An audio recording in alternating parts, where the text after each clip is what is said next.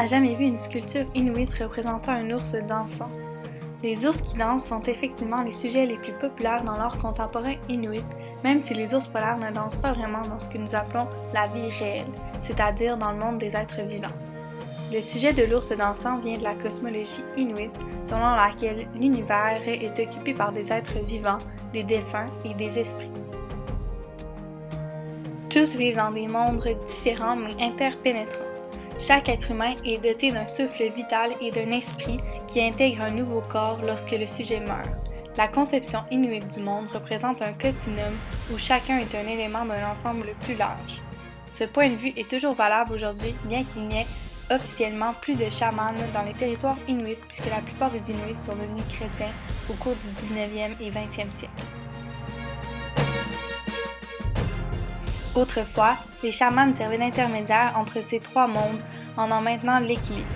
Les chamans voyageaient du monde des êtres vivants à celui des défunts et des esprits en volant dans les airs ou dans les eaux pour maintenir la connexion entre les habitants de l'Uni.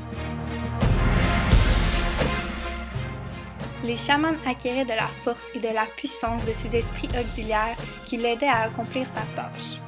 L'ours polaire était souvent l'un de ces aides-esprits parce que cet animal est extrêmement puissant tant physiquement que symboliquement. Différents rituels étaient pratiqués lorsque les chamans voulaient entrer en communication avec d'autres groupes humains ou avec des défunts ou encore avec des entités invisibles.